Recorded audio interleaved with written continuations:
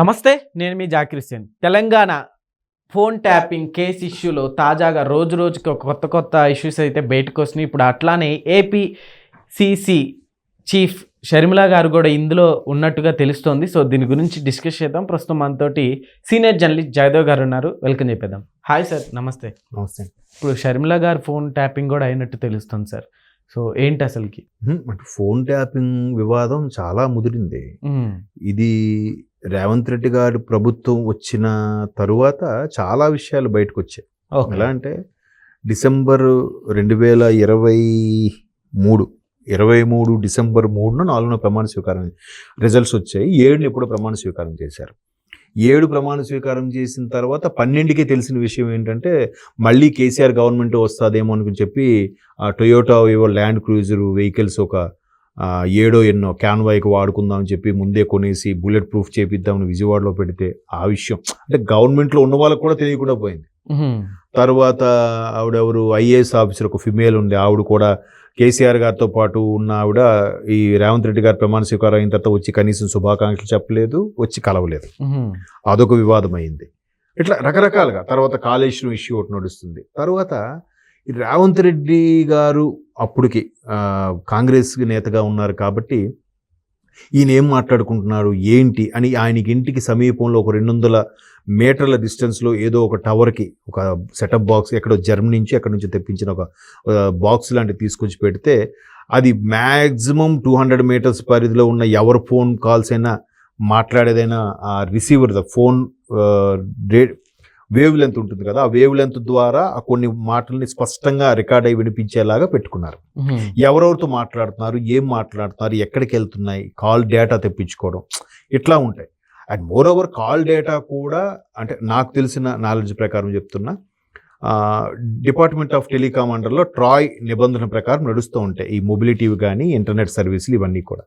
So ఈ మొబిలిటీకి సంబంధించిన department of telecom వాళ్ళు ఇచ్చిన గైడ్లైన్స్ ప్రకారం ఏంటంటే ఒక వ్యక్తి యొక్క complete call data incoming out going తీయాలంటే కనీసం ఇంతకుముందు ఒక ఐపీఎస్ ఆఫీస్ ఎస్పీ స్థాయి వ్యక్తి అధికారం ఉండేదంట, తర్వాత తీసేసి డీజీపీ స్థాయి లెటర్ ఇస్తేనే ఈ బిఎస్ఎన్ఎల్లో ఒక వింగ్ ఉంటుంది డిపార్ట్మెంట్ ఆఫ్ టెలికాంకి సంబంధించిన ఒక సెక్యూరిటీ వింగ్. ఆ సెక్యూరిటీ వాళ్ళకి ఆ డీజీపీ స్థాయి లెటర్ ఇస్తే కానీ ఈ కాల్ డేటా అంత ఎవరు అంత సెక్యూర్గా ఉంటుంది. సో అలాంటిది వీళ్ళు కాల్ డేటా మరి గవర్నమెంట్ వాళ్ళది ఉన్నప్పుడు కాల్ డేటా తీసుకోవడానికి ఏముంది? గత ప్రభుత్వం కాల్ డేటా తీసుకుని ఎవరితో మాట్లాడుతున్నారో అన్నీ చెక్ చేసి గెలవకుండా మళ్ళీ వాళ్ళ గవర్నమెంటే వచ్చేలా చేసుకోవడానికే ఈ ఫోన్ ట్యాపింగ్ చేయించారు అనేది ఒక అభియోగం అయితే నడుస్తుంది. ఏది కేసీఆర్ గారు గత ప్రభుత్వం మీద. దాంట్లో భాగంగానే కేటీఆర్ గారి మీద కూడా చాలా విమర్శలు వచ్చాయి. అంటే కొంతమంది హీరోయిన్ల ఫ్యామిలీ లైఫ్లు కూడా డిస్టర్బ్ అయ్యాయని, కొంతమంది హీరోయిన్ని చాలా ఏదో వాళ్ళ సొంత అవసరాలకి ఏదో చేశారని, ఇలాగా రకరకాలుగా అయితే అభియోగాలు ఉన్నాయి.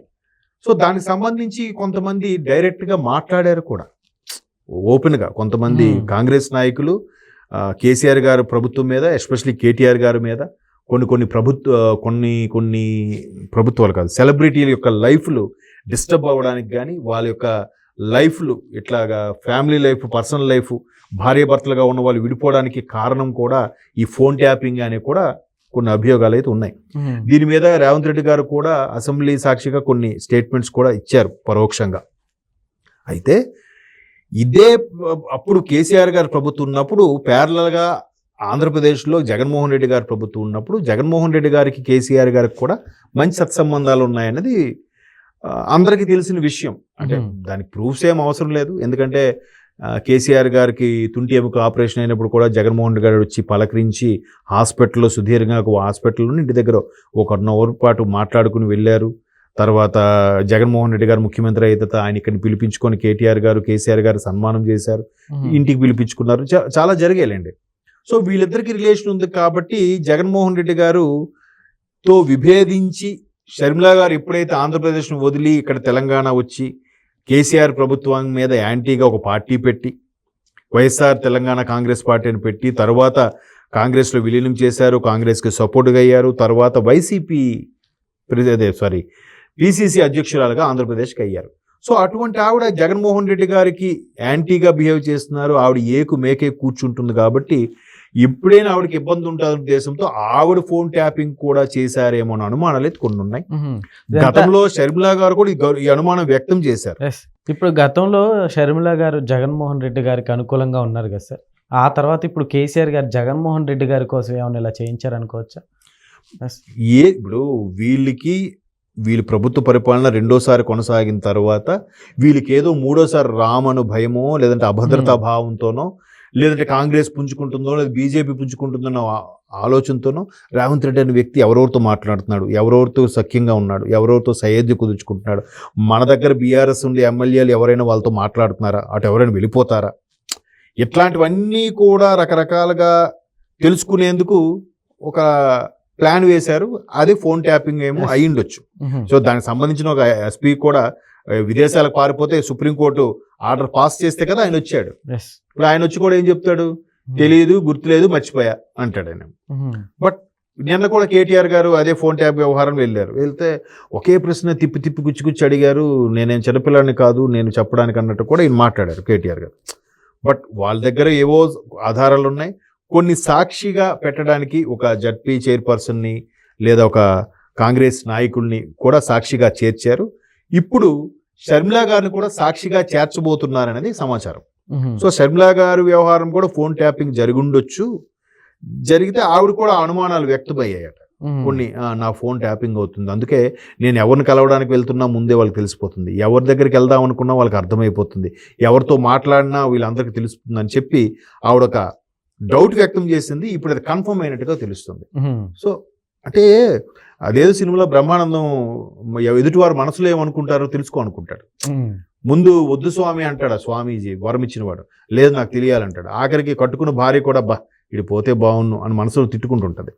ఆ తిట్టుకున్నది కూడా వీడు విని ఒక్కసారి చలించిపోతాడు అనమాట. అలాగా వీళ్ళకేంటి అధికారం వచ్చి రెండోసారి అధికారం ఉన్న తర్వాత అరే వాడేమనుకుంటున్నాడు, వీడేం చేస్తున్నాడు, మూడోసారి కూడా మనమే కంటిన్యూస్గా ఉండాలి గవర్నమెంట్ అనే తాపత్రయంతో పుట్టిన ఆలోచన ఇదైంది నేను అనుకుంటున్నాను. మొత్తానికి అది చేశారు. అది కూడా ఇప్పుడేం తప్పు చేసింది ఆగదు కదా. ఇప్పుడు ఇదే రేవంత్ రెడ్డి గారికి నెట్టింట్లోకి వెళ్ళి మరీ అరెస్ట్ చేశారు ఓటుకు నోటు కేసు సంబంధించి. సో ఇప్పుడు వీళ్ళు అంతగా చేసిన వాళ్ళు ఇప్పుడు వీళ్ళేది పర్ఫెక్ట్గా ఉన్నారంటే ఇప్పుడు ఈ వ్యవహారం బయటకు వస్తుంది. ఈ వ్యవహారంలో ఇంకా ఎవరెవరు ఉన్నారు, ఎవరెవరు పేర్లు బయటకు వస్తాయి కూడా తెలియదు. బట్ సాక్షిగా షర్మిలా గారిని కాంగ్రెస్ నాయకుల్ని వీళ్ళందరినీ కూడా యాడ్ చేయబోతున్నారు. షర్మిలా గారు కీ రోల్ కాబోతున్నారు. ఆ మధ్యన కొండా సురేఖ గారు కూడా కొన్ని స్టేట్మెంట్స్ ఇచ్చారు నాగార్జున గారి గురించి. సో అలా స్టేట్మెంట్స్ ఇచ్చారు అని అంటే వీళ్ళు ఫోన్ ట్యాపింగ్ వ్యవహారం గత ప్రభుత్వంలో ఏవైతే చేశారో అవి ఎంతో కొంత సమాచారం ఆవిడకి తెలుసు కాబట్టి ఆవిడ అంత బహిర్గతంగా మాట్లాడగలిగారు అనేది ఒక వాదన. మేబీ అయితే అయ్యుండొచ్చు. పెద్ద వాళ్ళకి తెలుస్తాయి కదా ఎవరు వ్యవహారాలు ఏంటని. తెలిసినప్పుడు ఆ ఆక్రోషం తట్టుకోలేక ఒక స్టేట్మెంట్ ఇచ్చుంటారు. అందుకే ఆవిడ నాగార్జున గారి గురించి అలాగ మాట్లాడారు. అంటే ఇంకేమైనా జరుగుండొచ్చు, బట్ ఈవిడికి ఏం తెలిసిందో ఈవిడ అలా మాట్లాడారు. చూద్దాం మరి. ఇంకా ఆ ప్రభాకర్ గారు కూడా వచ్చారు, ఎలాంటి వాంగ్మూలం ఇస్తారు, కేటీఆర్ గారు ఏమైనా ఒప్పుకుంటారు, ఇవన్నీ చూస్తే క్లారిటీ వస్తుంది. Okay sir, thank you.